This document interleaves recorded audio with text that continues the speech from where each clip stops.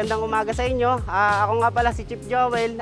Nandito tayo ngayon sa Service Bay 2 sa Autokid Service Care. So, ngayong umaga nandito tayo para pag-usapan natin paano ba mag-maintenance ng battery. So, tara, samahan nyo ako.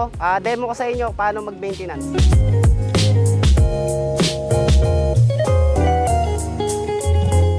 Yan, nandito tayo ngayon. Nandito si Sir David para mas maipaliwanag sa atin kung paano ba yung tamang pag-maintenance ng battery. So, tara, umpisahan natin. Dito po tayo para ipakita sa inyo ang tamang pag-maintain ng battery. Ang mga pangunahin dyan, siyempre yung paglilinis, lagi kailangan malinis lagi ang mga polo ng battery, yung tamang higpit ng mga terminals, tapos yung level ng tubig. Kailangan yung mga tubig ng battery, kailangan nakalubog yung mga plates niya. Huwag naman yung masyado marami kasi mag-overflow naman. Nakakasira din yung acid doon. Halimbawa, hindi nyo naman gagamitin ng matagal ang sasakyan, kumari tanggalin yung pinaka-negative force niya para hindi na di-drain ng kung matagal yung hindi gagamitin. At least na maintain yung charging niya.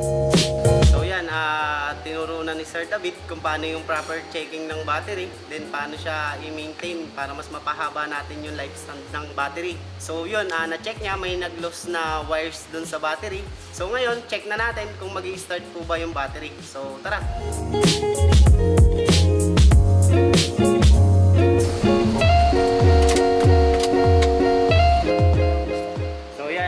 Hindi pa rin siya umaandar, dead pa rin yung battery. Second procedure tayo, yung battery, check natin and charge. Iti-test muna natin yung voltmeter ng battery. So tara!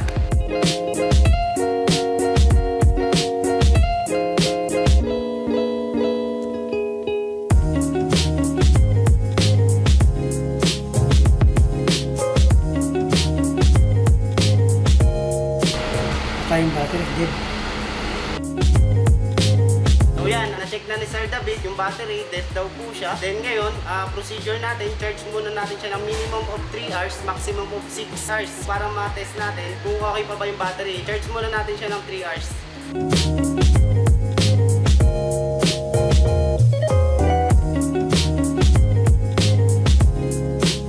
Balikan na natin yung battery, na-charge na natin siya ng 3 hours. So, pa-check natin kay Kuya David kung nag-receive pa siya ng charging. After ng 3 hours na charge natin, na-charge naman siya, kaya lang mababa na. Nag-differential yung battery, kaya ang recommendation natin replacement na ng battery. So yan, na-check na ni Sir David yung battery, dead na talaga siya. So recommendation niya, palitan na ng battery. Sa mga truck users and mga sasakyan dyan, mayroon akong i-recommend M-Truck Plus battery. Napakaganda po na itong M-Truck battery na to.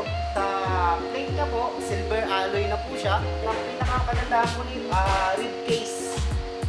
Tapos po, ang pinakamaganda po dito, maintenance free. Yung po ang kagandahan na itong battery na to. Kaya nire-recommend ko po ito sa inyo, sa mga truck user and sa mga sasakyan. Napakaganda po na itong M-Truck. So tara, kabit po natin para matest natin itong battery na to.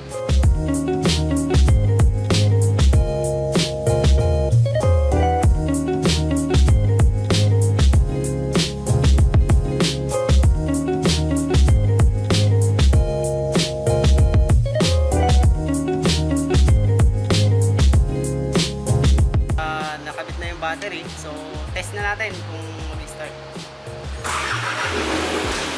Ramdam mo yung lakas ng cranking niya, yung first start. Talagang sipa ng starter, napakalakas. So, yan, test drive muna natin.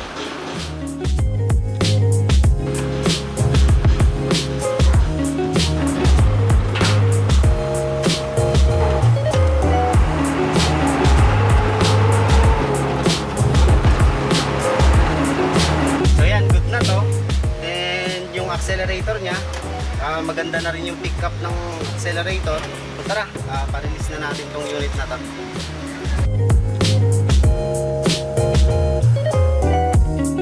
So yan, okay na yung unit. Kung meron kayong suggestion and comments, pwede kayong mag-comment sa baba. Then kung may problema kayo sa batteries, pwede nyo dalhin dito yan sa Autokid Service Care para masubukan nyo rin yung M-Truck. Talaga namang napaka good quality ng battery nito. So yan, see you in next videos. Maraming salamat po sa inyo.